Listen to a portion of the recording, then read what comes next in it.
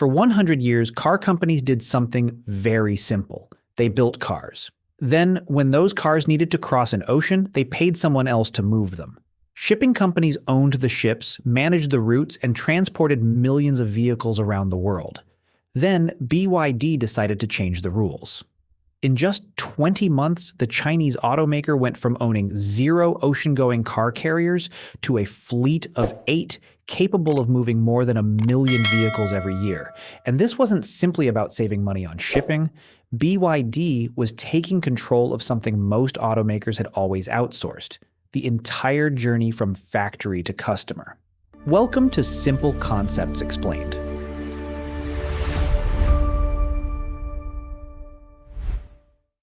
Today, we're pulling back the curtain on how BYD quietly built its own shipping fleet, why a global shortage of car carriers forced the company to take matters into its own hands, and why this could give China's biggest car manufacturers an advantage that goes far beyond the vehicles themselves. To understand why BYD bought ships, you first need to understand the strange industry it was entering.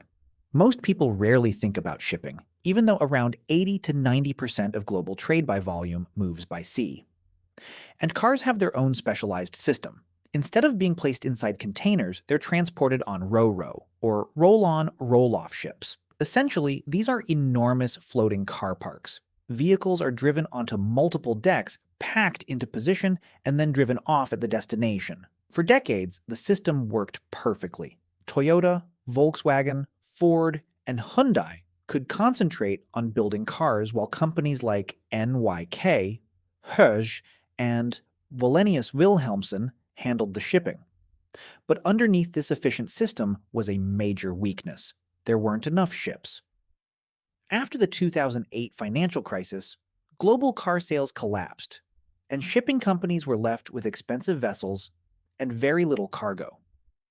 Many new ship orders were canceled. For more than a decade, the global car carrier fleet gradually aged and shrank. Nobody was particularly worried because demand wasn't growing fast enough to expose the problem. Then, China started exporting cars at an extraordinary rate. In 2019, China exported roughly 700,000 vehicles. By 2023, that figure had reached almost 5 million, making China the world's largest vehicle exporter. By 2025, exports had risen above 7 million. Suddenly, millions more vehicles needed to cross oceans. But the number of ships available to carry them hadn't increased nearly as quickly, and that sent shipping prices soaring. Before the pandemic, chartering a mid-sized car carrier could cost around $17,000 per day. By late 2023, a one-year charter for a 6,500 car vessel had reached roughly $115,000 per day. For an automaker like BYD, that was a serious problem. The company was trying to sell affordable electric vehicles around the world, but every car exported from China needed transportation. And money wasn't even the biggest issue. Control was. If another automaker locked up a ship for several years, that vessel was effectively unavailable. Your factories could be producing thousands of cars. Your customers could be waiting. But without a ship, those cars weren't going anywhere. BYD wasn't just competing with Volkswagen or Tesla anymore. It was competing with everyone else for space on the same limited number of ships. So in 2022, BYD made an extraordinary decision. It would build its own. The company announced plans to invest roughly $687 million into a fleet of car carriers. At the time, the idea seemed strange. Automakers build cars. Shipping companies build ships. Why would a car manufacturer want to become a shipping company? The answer became clear in January 2024. The first vessel, BYD Explorer No. 1, arrived in China. It was around 200 meters long, had 13 decks, and could carry more than 5,000 vehicles. It loaded up with electric cars and began its journey towards Europe. Then the fleet expanded rapidly. A second ship arrived in late 2024. A third followed in early 2025. And in April came the biggest one yet, The BYD Shenzhen could carry approximately 9,200 vehicles across 16 decks, making it one of the largest car carriers ever constructed.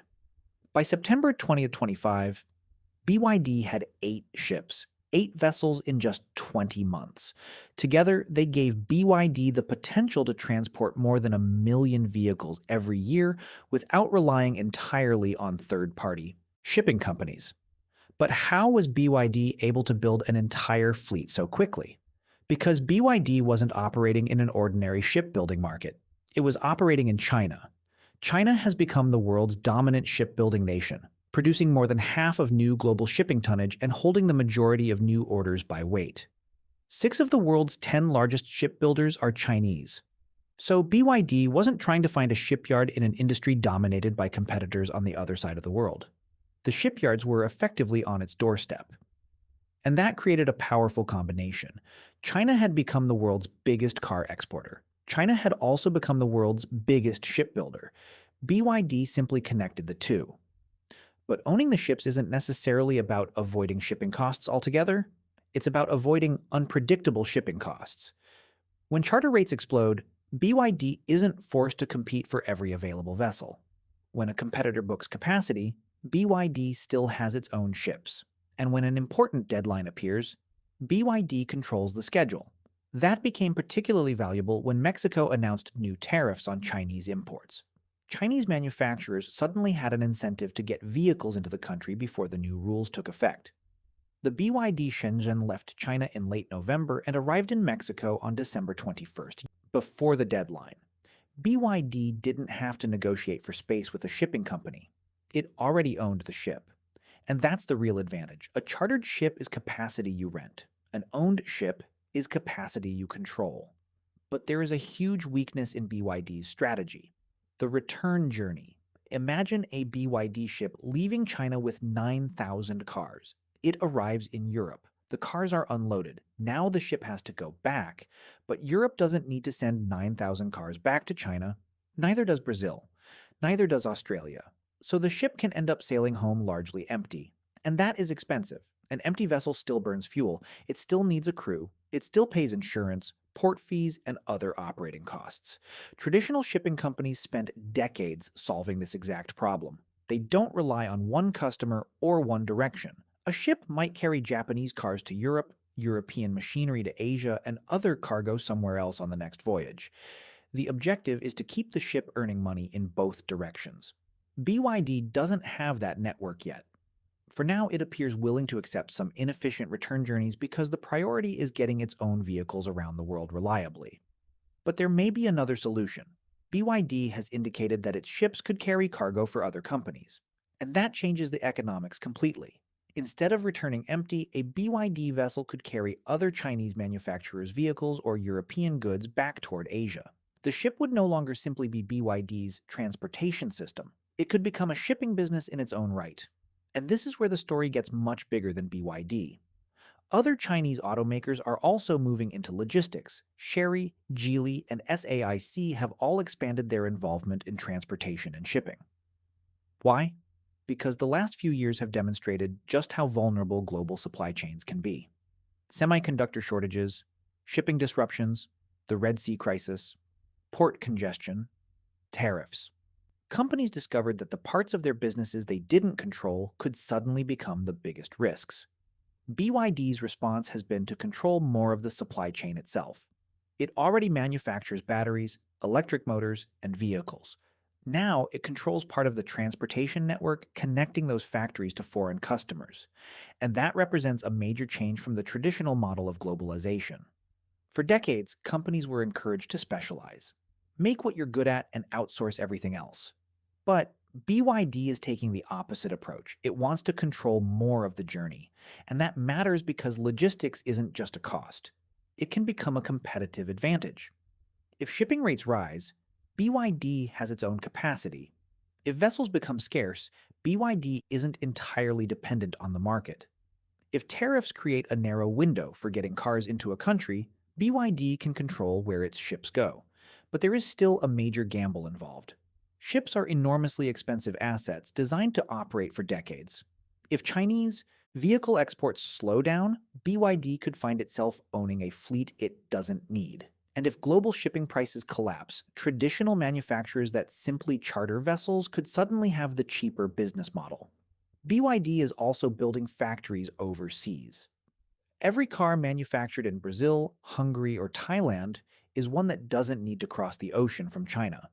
So, ironically, BYD's global expansion could eventually make some of its shipping capacity less important. But for now, something remarkable has happened. A company that started as a battery manufacturer became one of the world's largest electric vehicle companies. And when the shipping industry couldn't provide enough capacity, it didn't wait for someone else to solve the problem. It bought the ships itself, 8 of them, in less than 2 years. For a century, automakers built the cars while shipping companies controlled the oceans. BYD has blurred that boundary, and if other Chinese manufacturers follow the same path, the world's shipping industry could be entering a very different era. Because BYD isn't just building cars anymore, it's increasingly controlling how those cars reach the rest of the world.